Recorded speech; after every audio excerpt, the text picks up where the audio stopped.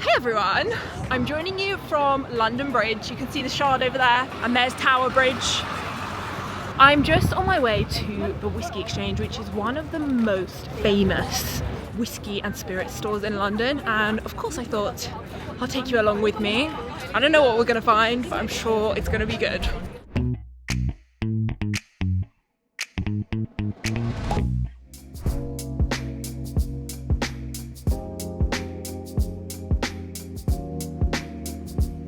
Okay, so I'm going to switch over to voiceover because I feel that the commentary will be better. But as you walk in, is this not whiskey and spirit heaven? It actually just goes on forever and ever. I'm already home at the time of recording this voiceover, so I already know this is going to be a good one. Let's go in order though. So the first thing you see is this little miniatures area.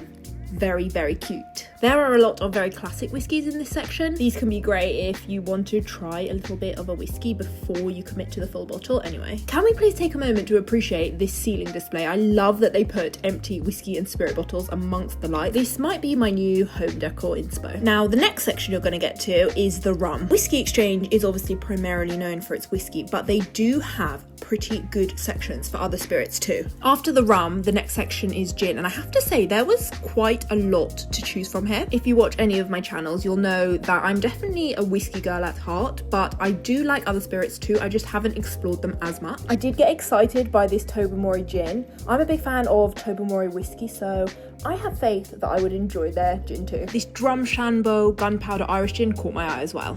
Anyway, on to tequila. Again, for a shop who really specialises in whiskey, there is a pretty good selection of tequila here. You can pretty much see in this clip the selection that they had available. Has anyone tried these Vivier tequilas? Am I saying that right? Vivier? Also these Don Fulano tequilas. I've never tried these, but they had a Reposado Ana Blanco here and I thought they looked pretty interesting. Next, you move on to the vodka. Again, it's not a spirit that I've really explored a lot, but this looked interesting. Mermaid sea salt vodka. It actually has rock salt added to make it smoother. I thought that was pretty cool.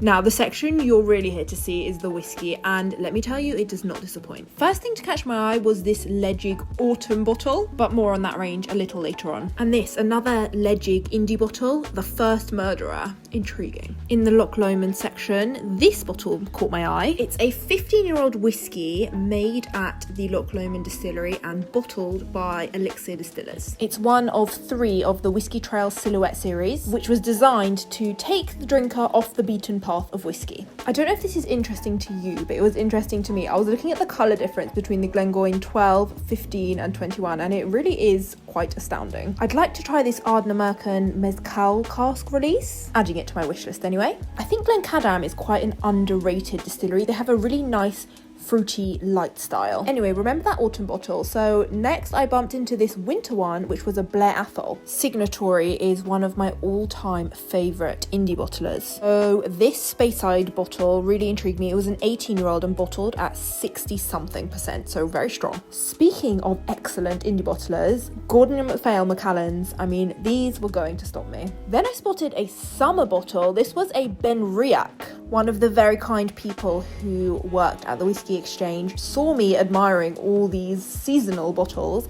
and offered for me to try some. The first one he gave me to try was a spring edition. It was the Linkwood 10-year-old, and this was so full of orchard fruit notes. Loads of apple, loads of pear, a really, really nice spice to this. You can have a look at the whole range here. It's actually a Whisky Exchange exclusive, so you can't actually get this anywhere else, and it was a pleasure to try. I was also told they're not planning to renew this series, so if you do want to pick it up, I'd suggest you move quickly. Then the gentleman very kindly let me try one of the autumn bottles. It was a Colilla 9-year-old, very full of really nice smoky but cinnamony spicy notes too.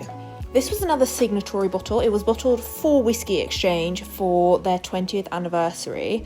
Look at the colour of that Longmorn. Crazy. I really like this Lochley Our Barley bottle, but I haven't tried a lot from Lochley's range, so thought I'll add that in for a mental note for me. Same with Compass Box. You know I'm obsessed with Orchard House, but I haven't tried a lot from their range, so I really should do that. Next we move on to world whiskies. This was the Irish section. These Method and Madness bottles really caught my eye. This one finished in Japanese chestnut cask, so I'd really like to try that at some point. Some English whiskey, Lakes. I recently bought a Lakes in auction and I have the Iris bottle.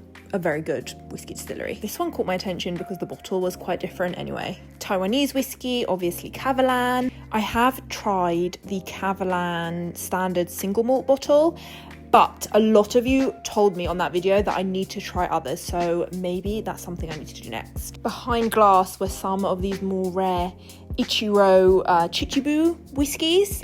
If you know about Ichiro's card collection, they had a couple of the bottles here. And hello, Hibiki 30, the stuff of really anyone's dreams. Karizawa Distillery no longer exists, so all the remaining bottles are pretty rare and collectible, which is why they're also behind this glass. A bit more 50-year-old on display. I mean, this does not need any explanation.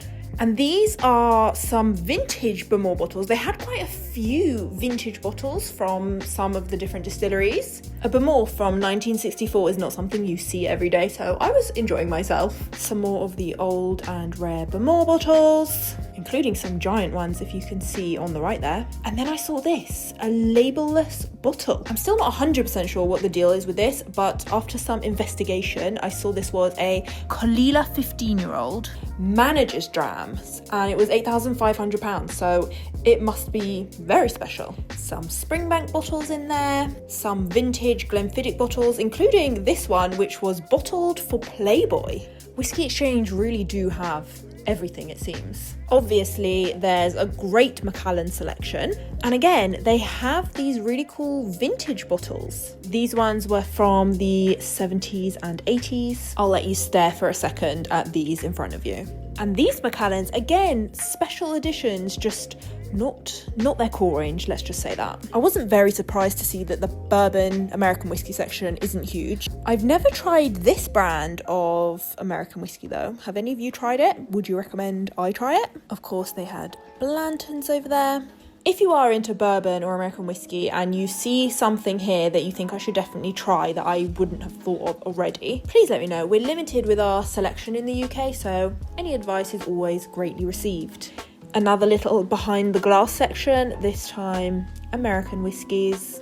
Lots of lovely looking options. On my way out, I saw this bottle which says Chris Bolton. It's a Whisky Exchange exclusive, and it turns out that this is a range that Whisky Exchange created to showcase some of the people who made the Whisky Exchange what it is, and I thought that was a really awesome idea. Anyway, I didn't show the process very well, but I did pick up a new bottle for myself. It was an Ichiro Chichibu bottle. It's a blended whiskey which contains some Chichibu whiskey but also some whiskey from all over the world, and the guy who was helping me told me it's really good, so I think I will enjoy this one. I'm excited to try it. You should definitely stay tuned on our other social media channels if you want to see if this was a success or not. All in all, I'd say a very successful trip to the Whisky Exchange. Great selection, great service, a great time was had by all.